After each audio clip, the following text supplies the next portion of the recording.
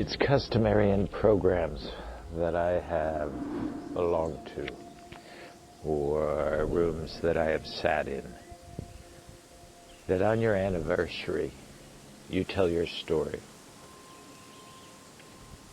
You tell the story of that which brought you there, and that which came afterwards. And at 30 years of sobriety, I've told my story many times. Today I want to do something different. Today I want to tell the story of the 30 years of sobriety, and how 3 people now dead helped me get to 30 years. To go back to the beginning, February 15th, 1992, midnight. I'm in my office in downtown Hong Kong with the cold barrel of a pistol in my mouth, 1 bullet in the chamber, and all intention of ending this incarnation, as I was thinking at the time. I had convinced myself that I had tried everything, that the last person I reached out to told me to go, and that I would just restart and try and get it right next time. Just as I was about to do it, I thought of the child I had, 18 months old, and of the other one in her mother's belly. I thought, had I really tried everything possible? I'd sat meditation, I followed spiritual practice, I had done everything I thought possible. I'd tried to change myself, I'd sat therapy, I'd gone to the woods for 6 months, but every time I walked into that wall, every day I would wake up thinking that today would be different, following the exact same path and hitting the exact same wall. I was done. Reset. But just then, just at that last moment, one thought came to mind. The thought that maybe the reason I couldn't see what's wrong was because I drank too much.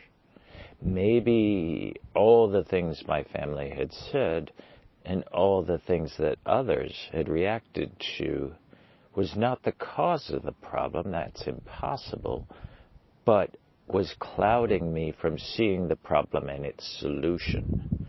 So maybe it actually made sense to try not drinking for 30 days and to see if that which was causing me so much suffering would become clear, and if not, obviously, come back, grab the gun, finish it. But at least I could do it with a calm mind, knowing that I had tried everything. So I put the gun aside. What happened afterwards has been told in many stories. But I did find myself, after a while, in the rooms of AA, and there's almost mystical reasons why I'm there, but that's not important to this telling. After a few weeks, I find myself in the rooms with Barry Humphries, famous for the character Dame Edda. Now, I am not giving away his anonymity, because he's written everything I would say in books, and Barry is now dead. He passed a year ago. But I'm sitting there, and we're all quite pleased to have him among us. And we're expecting to have a very funny session, because Barry's just funny. Everything he does just oozes comic. And he's telling a story about being at a party. And it was raining, and he came in with his umbrella. And over the course of the evening, he drank too much. He'd probably drunk too much before getting there. And he went on to recount the gaffes and the misunderstandings that compiled themselves. People were reacting to him harshly. People were not understanding him. People were almost not making sense, to the point that he storms out. But on the way out, he's overcome by the need to vomit up all this alcohol that he has in his system. So the only thing he can find nearby in his state is the umbrella basket. So he vomits into the umbrella basket and then leaves. Now, in a very dry tone, he goes on to say how after getting sober, he resaw the whole scene. He resaw it how other people saw it, and how it occurred to everyone else, and that the misunderstandings were his, the overreactions were his, the non sequiturs were his. But then he thought of having laid this destruction through the room, how the last thing he did was leave something disgusting for his host and every other person that brought an umbrella to find afterwards. And at the time, he was okay with that. Now, I didn't understand completely the impact that story would have on me at the time, because I was still in a semi-drunken haze after that period. But I was amazed at the similarities that I felt in that moment, how many times things had gone wrong for no clear fault of my own.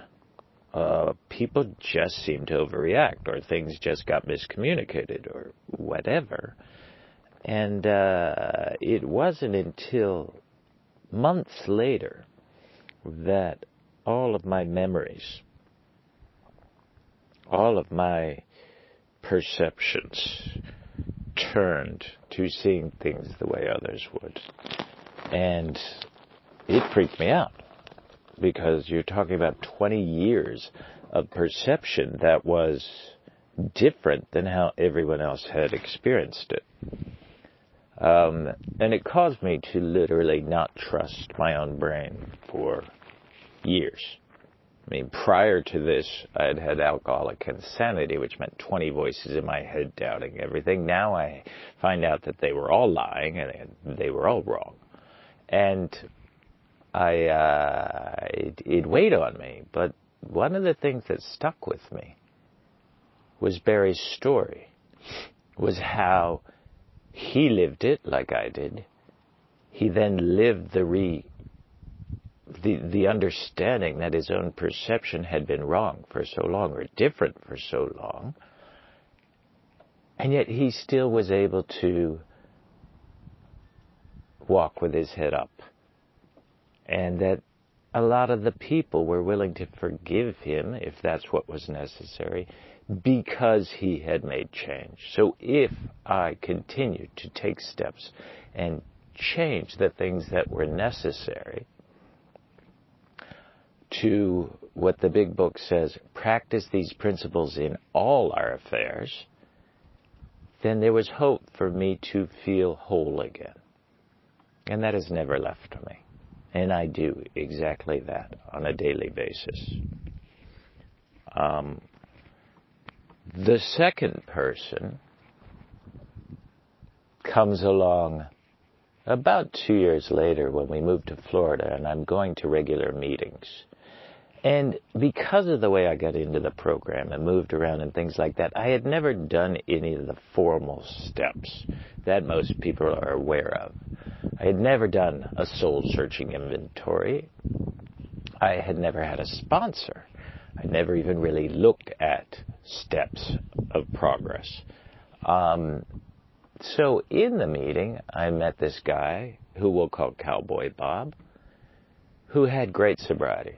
I mean, he had 10 years, more than 10 years. He had come from a completely way of life. I mean, this is an Appalachian hillbilly with an incredible intelligence, but we just, in terms of our lives, we had nothing in common. And yet, when we told stories about our experiences, the way we suffered them, or the way we were blinded by them and things like that, they matched up immediately. Bob wanted me to keep things simple, and then I would see that I was not unique. And if I was not unique, then I too could find relief.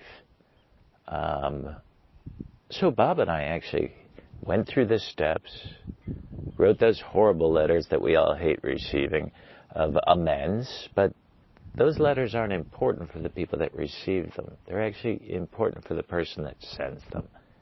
And accepting them is a form of compassion. And almost everybody I sent them to was compassionate. But as life happens, I had to move again. I was moving to Italy, so I wouldn't be able to be with Bob. And sometime along the time we were there, we had a babysitter, a woman, not even a nanny, just a woman that came by and helped out with the two kids, who was also a member of the program. And through us, they met each other. They fell in love. She had a child, and Bob loved the child, the daughter, and when I left, they were on track to being married. I didn't know anything about Bob. I didn't hear anything for a couple of years. Well, a year, actually. It was only a year that a good friend of mine calls me to tell me, you know, Cowboy Bob's dead. I was like, excuse me? He goes, you know, Cowboy Bob is dead. I was like, how? He's like, well, how do you think? If I'm calling you, it's because he drank himself to death. I was like, but it's only been a year. He's like, yeah, well, he got into a relationship. Somehow it made him feel secure. He had a beer, then he had another beer. Then she threw him out, and he had a lot more. And he's dead. So, right then, it sunk in that there's no way out. You can't become complacent. I can't become complacent. And that I would need to find another way of dealing or preserving my sobriety that wasn't dependent on anything. Not dependent on meetings, not dependent on other people. Yes, took advantage of them when it was possible, but if not, I would still be able to be present every day and be sober every day. And that started a new relationship for me with alcohol, or the breaking of any relationship with alcohol. I still identified as an alcoholic, but I also made it clear that I don't drink. It's not that I don't want to drink. It's not that I can't drink. I don't drink.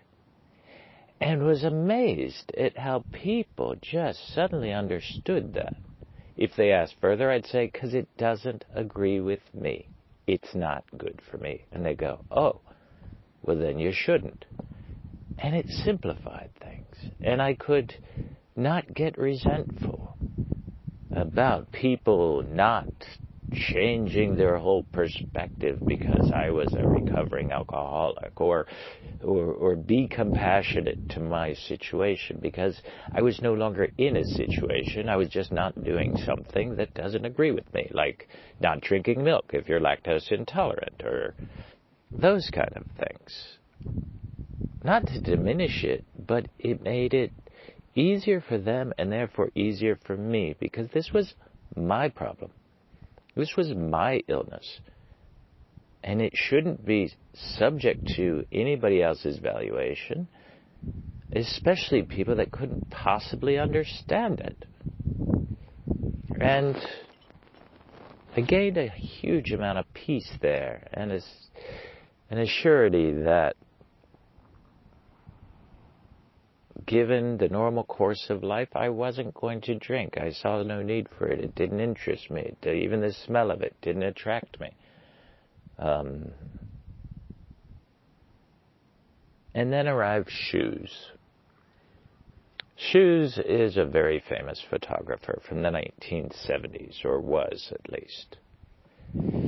Shoes was in Tuscany, Italy, where I was living out the end of his life. He had complete liver failure, or kidney failure. I don't actually remember which, I'm sorry. But he had been in the States and having used heroin during the 60s and various drugs and things like that, but drinking nonstop that whole period, essentially his liver kicked out, and he was told that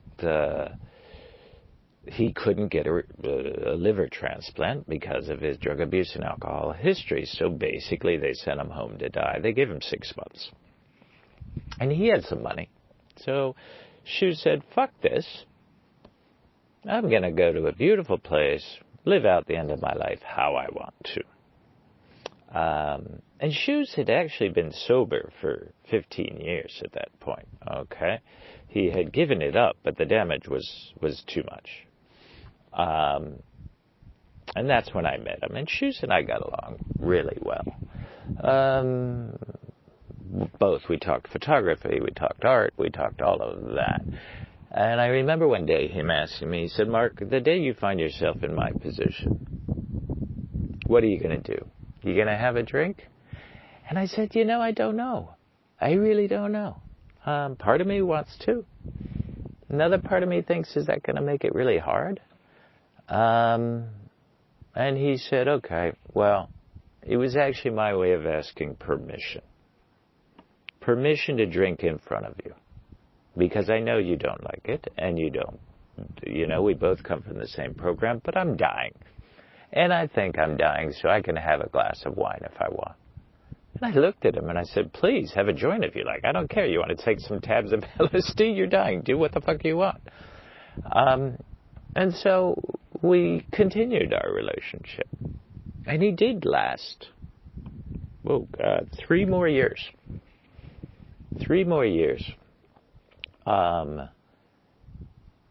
because of his drinking, things got worse. And he could no longer just do simple treatments. He had to do quite intensive treatments just to stay alive. And at a certain point, the doctors threw their hands up and said, we're not going to help you anymore because you're damaging all work we did.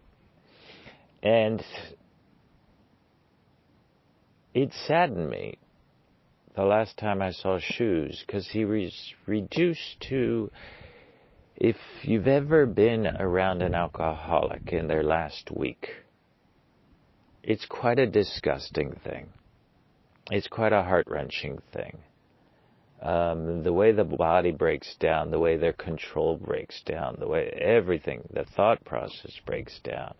It's just, it's like a human form melting into meaningless jello. Well, Shoes had become that. His apartment was filthy. It was disgusting. It smelled. He smelled everything. But there was nobody there to take care of him.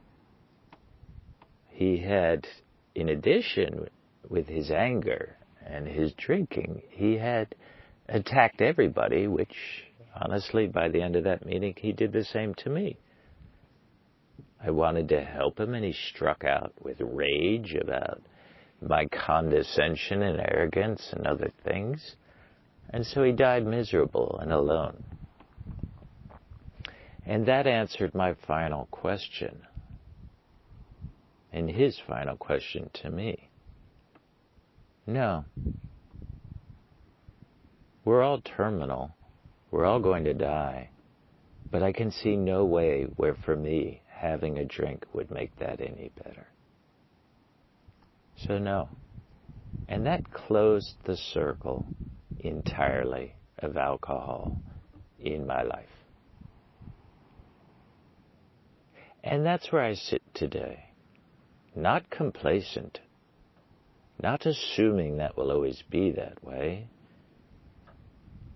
And telling the stories to remind myself, but also to honor 3 people whose lives have helped me have this life.